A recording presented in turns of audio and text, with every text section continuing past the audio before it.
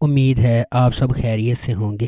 اگر آپ نے ابھی تک ہمارا چینل سبسکرائب نہیں کیا تو اسے ابھی سبسکرائب کر لیں اور بیل آئیکن کو دبانا بالکل بھی مت بھولیں۔ شکریہ۔ نمبر 8، ہم تم۔ آدم سلطان اور نیہا قطب الدین بچپن کے حریف اور پڑوسی ہیں۔ آدم کا بڑا بھائی سرمد ایک پیشہ ور باورچی ہے اور ایک ریسٹورنٹ کا مالک ہے، اور سرمد کو نیہا کی بڑی بہن ماہا سے محبت ہے۔ ماہا کو یوگا کرنے کا شوق ہے اور اپنے جسم کو شکل میں رکھنا اور اپنی خوراک کا خیال رکھنا۔ قطب الدین، نیہا اور ماہا کے والد اپنی بیٹیوں سے زیادہ آدم پر توجہ دیتے ہیں، کیونکہ اس نے ہمیشہ بیٹا نہ ہونے پر افسوس کا اظہار کیا ہے۔ آدم، جس کے اپنے والد نے ساری زندگی مالی اور جذباتی دیکھ بھال کے والد کے فرائض کو نظر انداز کیا ہے، قطب کا بھی دل کی گہرائیوں سے احترام اور خیال رکھتا ہے۔ نمبر 7، تیرے آنے سے۔ رانیہ ایک چھوٹے سے شہر کی ایک پڑھی لکھی نوجوان لڑکی ہے جو اپنی ذہانت پر فخر کرتی ہے اور اکثر دوسروں کو مشورہ دیتی ہے۔ خالہ اماں کے گھر جب وہ ماہر سے ملتی ہے تو ابتدا میں اسے اس کا شوق نہیں ہوتا تھا۔ ماہر، جو کہ خالہ اماں کا پیارا پوتا ہے، ہمیشہ ماہر کی رائے رکھنے والی فطرت کو نیچا دکھایا جاتا ہے۔ ماہر اور رانیہ کی ذہنیت میں فرق دونوں کے درمیان مایوسی اور نفرت کا باعث بنتا ہے۔ ان کے بڑے ہوئے خاندان کی شمولیت سے ماہر اور رانیہ دونوں کے رویے اور تعلقات متاثر ہونے لگتے ہیں۔ ماہر کو اپنے خاندان کے بارے میں کچھ سچائیوں کا سامنا کرنے پر مجبور کیا جاتا ہے، جس کی وجہ سے وہ اپنی اقدار اور عقائد کا ازسر نو جائزہ لیتی ہے۔ در اثنا رانیہ کو ثقافتی توقعات اور خاندانی حرکیات کے ساتھ آنے والے چیلنجز سے نمرد آزما ہوتے ہوئے اپنے جذبات اور خواہشات کو نیویگیٹ کرنا پڑتا ہے۔ نمبر 6، بشر مومن۔ رودابہ ایک معصوم لڑکی ہے جس کی منگنی اپنے والد کے دوست اور پڑوسی بلند بختیار سے ہوئی ہے۔ بلند امریکہ میں رہتے ہیں اور ورلڈ بینک میں کام کرتے ہیں۔ ایک دن رودابہ اور بلند کے والد سمندر کے نظارے پر ہوتے ہیں اور ایک ڈکیتی میں مارے جاتے ہیں۔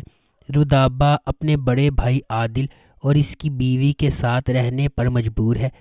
عادل اپنے بہنوئی بشر کے لیے فرنٹ مین کے طور پر کام کرتا ہے جو منی لانڈرر ہے۔ بشر اپنی بہنوں خصوصاً طیبہ کے لیے کچھ بھی کر سکتا ہے، جن کی 2 انگیجمنٹ ٹوٹ چکی ہیں۔ اس ڈرامے کی کاسٹ میں فیصل قریشی، سمیع خان، یاسر مظہر، نعمان اجاز، سندس طارق، ماہین خان، اشنا شاہ، حنا خواجہ بیات، خواجہ سلیم اور حنا رضوی شامل ہیں۔ نمبر 5، دیوانگی۔ اپنی ظالم بھابھی کے ساتھ رہنے والی امبیشیس نگین فیاض غربت اور انحصار کے طوق سے آزاد ہونے کے لیے کئی معمولی نوکریاں کرتی ہے۔ ایک بس ہوسٹس کے طور پر کام کرتے ہوئے اس کی ملاقات سلطان درانی سے ہوتی ہے۔ بہت زیادہ اثر و رسوخ کے ساتھ جلد ہی بننے والا سیاستدان، اس کی موجودگی سے ڈرا ہوا سلطان پہلی نظر میں نگین کے لیے گر جاتا ہے۔ آگے کیا ہونے والا ہے اس کی شدت سے بے خبر وہ نگین کے سامنے اپنے جذبات کا اظہار کرتا ہے۔ درج ذیل واقعات ان کی زندگی اور کریئر کو بدل دیتے ہیں۔ اپنے دوستوں کے تعاون سے نگین نئے سرے سے شروعات کرنے کی کوشش کرتی ہے۔ نگین کے ساتھ اپنے اختلافات کو حل کرنے میں ناکام سلطان اسے دوبارہ تلاش کرنے کے مشن پر نکلتا ہے۔ کیا نگین اور سلطان کی دوسری بات چیت بھی پہلی کی طرح ہی المناک ہوگی یا جذبات کے طوفان سے آخر سکون ملے گا؟ اس ڈرامے کی مرکزی کاسٹ میں دانش تیمور اور ہبہ بخاری شامل ہیں۔ نمبر 4، کیسی تیری خود غرضی۔ کیسی تیری خود غرضی ڈرامے کی کہانی ایک بزنس ٹائکون کے بیٹے شمشیر کے گرد گھومتی ہے جو ایک متوسط طبقے کے پس منظر سے تعلق رکھنے والی مہک سے محبت کرنے لگتا ہے۔ ڈرامے کے دوران کچھ ناخوشگوار واقعات رونما ہوتے ہیں اور مہک شمشیر سے محبت کرنے لگتی ہے۔ چونکہ شمشیر کے گھر والے اس کے رشتے کو منظور نہیں کرتے، اس لیے کہانی مزید الجھ جاتی ہے۔ دانش تیمور بطور شمشیر ایک کاروباری شخصیت کا بیٹا ہے، ضدی اور اپنی محبت کے لیے کسی بھی حد تک جانے کو تیار۔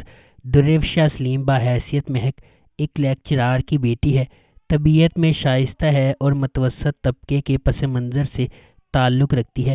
حماد شعیب بطور احسن مہک کے کزن اور منگیتر ہیں۔ شمشیر ایک غیر روایتی ماحول میں مہک سے محبت کرنے لگتا ہے اور محبت اور نفرت کے اس رشتے میں تقدیر کھوٹ جاتی ہے۔ نمبر 3، سنو چندہ۔ ارسلان جمشید علی اور عجیہ نزاکت علی کزن ہیں اور مشترکہ خاندان میں رہتے ہیں۔ ان کے خاندان نے ان کی شادی ان کے دادا کی آخری خواہش کی وجہ سے اس وقت کر دی تھی جب وہ بچے تھے، لیکن رخصتی ابھی ہونا باقی ہے۔ بی جان ان کی دادی اور خاندان کی سربراہ کے 2 بیٹے ہیں، جمشید علی اور نزاکت علی، اور ایک بیٹی معصومہ جس کی شادی جلال خان سے ہوئی ہے۔ وہ کراچی میں رہتے ہیں۔ جمشید علی کی شادی شاہانہ سے ہوئی اور نزاکت علی کی نعیمہ سے۔ جیا کا ایک چھوٹا بھائی دانیال نزاکت علی بھی ہے، جو ایک خواہش مند نیوز رپورٹر ہے۔ جیا کا خواب ہے کہ وہ BBA کے بعد اعلیٰ تعلیم کے لیے لندن اسکول آف اکنامکس میں داخلہ لے۔ ارسل اور جیا بچپن کے ساتھی ہیں جو ایک دوسرے سے مذاق کرتے ہیں۔ بی جان نے اپنے شوہر کی آخری خواہش کو پورا کرنے کے لیے ارسل اور جیا کی رسمی شادی اور رخصتی کروانے کا فیصلہ کیا۔ ارسل اور جیا شادی کے منصوبے کے خلاف ہیں اور شادی کو روکنے کے لیے معصومہ کی بیٹی کنزا کے ساتھ مل کر کام کر رہے ہیں۔ نمبر 2، تیرے بن۔ میرب ایک پرجوش اور خوبصورت نوجوان لڑکی ہے جو اعلیٰ تعلیم حاصل کرنا چاہتی ہے۔ اس کی پوری دنیا اس کے والدین کے گرد گھومتی ہے اور وہ ان پر سب سے زیادہ یقین کرتی ہے۔ اس کی مضبوط اور پراعتماد شخصیت اسے اپنے آس پاس کی سماجی ناانصافیوں کے خلاف کھڑا کرتی ہے۔ اس کے برعکس مرتسم کا تعلق ایک طاقتور اور بااثر خاندان سے ہے۔ وہ اپنے خاندان کے اخلاق اور روایات کا احترام اور قدر کرتا ہے اور خاندان کو نیچا دکھانے سے انکار کرتا ہے۔ میرب کی زندگی ایک غیر متوقع موڑ لے لیتی ہے جب اسے اپنی اور مرتسم کی زندگی کے بارے میں اپنے خاندان کے فیصلے کے بارے میں پتہ چلتا ہے۔ مرتسم کے خلاف میرب کی نفرت ماضی کے ایک خاندانی راز کے طور پر بڑھتی جا رہی ہے۔ مختلف پس منظر اور ذہنیت سے آتے ہوئے مرتسم کو میرب کے اپنے تئیں متکبرانہ رویے کا احساس ہونے لگتا ہے اور وہ اسے اپنے لیے ایک چیلنج سمجھنے لگتا ہے۔ نمبر 1، دل لگی۔ دل لگی موہد اور انمول کی رومانوی کہانی ہے۔ یہ اندرون سندھ میں سکھر کی تنگ گلیوں میں قائم ہے، جہاں انمول اپنی ماں اور چھوٹی بہن مشال انصاری کے ساتھ سادہ زندگی گزارتی ہے۔ ان کی موت سے پہلے انمول کے والد نے مقامی ساہوکار کفایت علی کا قرض ادا کر دیا تھا اور وہ اپنے گھر کو بطور حفاظتی استعمال کرتے ہوئے ادا کر چکا تھا، لیکن انمول کی والدہ کے پاس قرض کی ادائیگی کا کوئی ثبوت نہیں ہے، اس لیے وہ دھوکہ دہی کا آسان نشانہ بن جاتی ہے۔ کفایت علی انمول کے خاندان کو بے دخل کرنے کے لیے موہد سے رابطہ کرتا ہے، جو ریئل اسٹیٹ میں مہارت رکھتا ہے اور تھوڑی غنڈہ گردی سے بھی منسلک ہے۔ موہد اور انمول کے درمیان تصادم اس کہانی کی بنیاد ہے۔ اگر آپ کو ہماری یہ ویڈیو پسند آئی ہے تو اسے لائک کریں، شیئر کریں اور ہمارے چینل کو سبسکرائب کرنا بالکل بھی مت بھولیں۔ شکریہ۔